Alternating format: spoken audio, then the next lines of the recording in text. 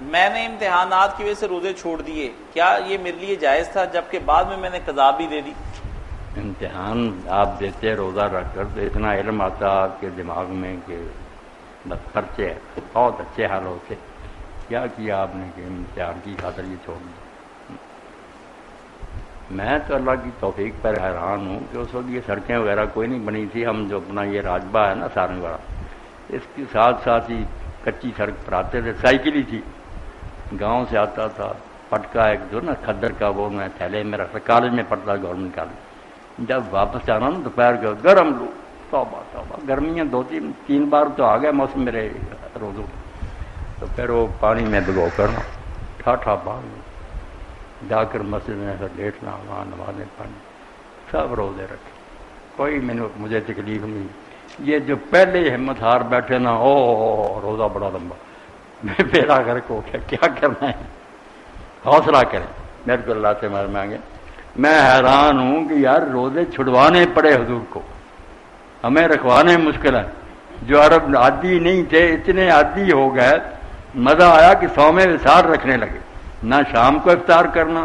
نہ سحری کھانی، یعنی دن بھی روزہ، ساری رات بھی پھر روزہ، اگلا روزہ بھی ساتھ ہی جوڑ دینا، رات کو بھی کسی وقت ایک ذرا نہیں کھانا نہ پینا، اس کو صوم وصال کہتے ہیں۔ نبی علیہ السلام تو رکھتے تھے، صحابہ کرام بھی رکھنے لگے، تو حضور نے کہا کہ تم نہ رکھو، میری نقل نہ اتارو، ٹھیک ہے میں بشر ہوں مگر اللہ تعالیٰ مجھے طاقت دیتا، کھلاتا پلاتا، اگر ہم یہ سمجھیں کہ رات کو کھانا اترا تھا کھا لیتے تو پھر تو صوم وصال نہ ہوتا۔ آپ نے کہا صوم وصال تو ہے میرا کہ کئی دن کا لگاتا، مگر اللہ تعالیٰ مجھے روحانی طاقت دیتا، اتنا حوصلہ۔ تو لوگ بعد نہیں آئے، پھر چاند چڑھ گیا تو آپ نے فرمایا چلو تمہاری جان چھوٹ گئی، ورنہ میرا ارادہ تھا کہ تمہیں مزہ دکھاؤں کہ لگاتار رکھتا ہی رہوں، پھر تمہیں پتہ چلے گا کہ یہ روزہ رکھنے۔ اب بھی ہمیں اجازت ہے کہ کوئی شخص اگر یہ رکھنا چاہے نا، کچلنا چاہے نفس کو، تو سحر سے سحر تک، شام کو نہ افطار کرے، ساری کھا لے، پھر جا کر ساری کھا لے، رات بھی روزے میں گزرے۔ یہ صحیح بخاری میں آتا ہے۔ تم اگر زیادہ محنت کرنا چاہتے ہو سحر سے سحر تک لگاتار رکھ۔ تو اتنا ہوا کہ روزے رکھوانا کہا، ساریاں کہو، مانتے ہی نہیں۔ حضرت عبداللہ ابن ازبر اللہ 15 دن کا روزہ رکھ، نہ رات نہ دن، کچھ نہیں کہا، اور طاقت اتنی کہ جب کیسر روم نے بھیجا پہلوان اپنا کہ لاؤ مسلمان کوئی پہلوان، تو عبد المرگ نے کہا اب اس کا مقابلہ کون کرے گا، سب ہار گئے، بڑے بڑے کٹڑ۔ عبداللہ بن بیر نے کہا مجھے میدان میں کہا، لے آئے پہلوان، 15 دن کرو۔ تو طاقت بھائی کھانے سے نہیں بنتی ہے، جانوروں کی طرح کہ موٹے ہو گئے، چربی آ گئی، کچھ جی۔ تیری خاک میں ہے اگر شرر تو خیال فکر و گنا نہ کر، کہ جہاں میں نانے شعیر پر ہے مدار قوت حیدری۔ علی کی طاقت کا راز کیا تھا؟ جاؤ کی روٹی کھاتا تھا، خشک، مگر دنیا کانپتی تھی اس کے نام۔ تو جو کھاتے ہی رہتے نا وہ جانور ہی بن جاتے، کچھ نہیں، کھانا کم کرتے گا۔ اب بچہ قاسم مانا ہی نہیں، ابا جی نہیں، اور میں نے کہا یار اتنے بڑے ولی نے کیا لکھا، اور کہا میرے سامنے شعر لکھا اس نے، امام عبدالوہاب شعرانی، کہ میں خلیفہ طاہر سے ملا، 20 سال ہو گئے تھے، نہ اس نے کھایا تھا نہ پیا تھا، اور اتنی طاقت تھی کہ کسی آدمی نے۔ اس لیے کلمے سے جو جیتے ہیں نا، اللہ کے کلام کا جو مزہ آتا، قرآن پڑھتے ہیں، حدیثیں پڑھتے ہیں، انہیں کیا کھانے پینے کی فکر ہو۔ یہ ہماری طرح کے لوگ ہیں جو بس کھانا پینے میں لگے رہتے ہیں، یہ جتنا بڑھاتا جائیں پھر بڑھتا جاتا، ویسے ہی بن جاتا۔ اگر کم کرتے جائیں روزانہ تھوڑا تھوڑا، آپ دیکھیں گے بس ایک دانے پر گزر ہو جائے۔ جی، میرے ساتھ میرے گاؤں کے جو فوت ہو گیا منظور، ان کا نام تھا اللہ بخش، تو وہ بہت نا گھی سے تلے ہوئے پراٹھے لے کر جاتا تھا، کئی کی پراٹھے اس نے باندھے ہوتے، اسکول میں وہ ایک جگہ بنی ہوئی تھی، لٹکا دیتا، جب آدھی چھٹی ہوتی تو نکال کے۔ تو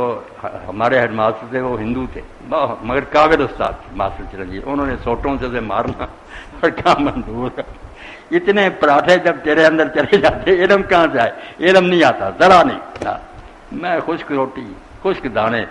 سارے اسکول سے اول، امتحانوں میں اول، استاد کہتے رہتے فیل ہو جائے گا، نہ کوئی پڑھنا لکھنا، جب بیٹا پرچہ حل کرنے کے لیے بیٹھنا سمجھ نہ آنا کہ کیا لکھا اور کیا چھوڑ، ساری دنیا کی لائبریری کی کتابیں چاٹ جاتا تھا، مجھے کیا رکھنی تھی۔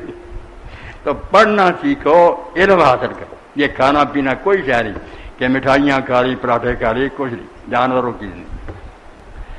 میں حیران ہوں کہ جب ایک شخص کوفہ گیا، اب وہ واقف نہیں تھا حضرت علی رضی اللہ عنہ سے، اس زمانے میں آپ خلیفہ تھے، وہاں دارالحکومت، تو شہر سے باہر تھوڑی سی زمین تھی، آپ وہاں ہل چلا رہے تھے بوڑھے، تو اس نے کہا بابا میں بھوکا ہوں، کو روٹی کھانی، تو آپ نے کہا یہ میرا کھانا پڑا۔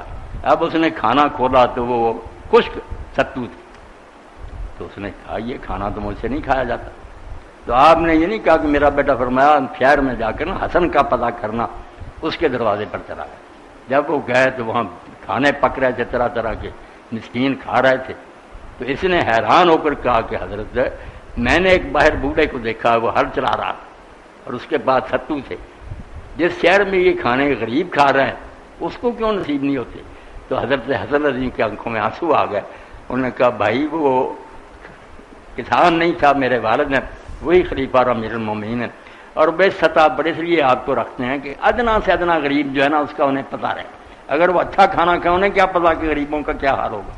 اس لیے ویسا، اور اس کو بھی آپ سیل کر کے رکھتے، ستو جو ہے نا وہ بند کر کے نا تھیلی اس پر اپنی مور لگاتے۔ لوگوں نے کہا اس کو کس نے چوری کرنا، یہ تو کھایا ہی نہیں جاتا، تو کہا نہیں حسن اور حسین سے ڈرا ہے کہ وہ کہیں مجھ پر ترس کھا کر نہ اس میں کوئی گھی یا شہد نہ ملا دے، اس لیے میں خشک رکھتا کہ جہاں میں نان شعیر پر ہے مدار قوت ہے۔ اب ان دنیا کے لالچیوں کو کیا بتائے کہ یہ مقام ہی اور جی کمی کرنی شروع کرنے، کھانوں میں انشاءاللہ نور ہی نور ہو جائے گا، سینوں میں بھی علم بھی آئے گا، ذکر میں برکت ہوگی، کھاتے ہی جائیں، یہاں تک آ جائے کھانا کیا نہ صبح جاگ سکتے ہیں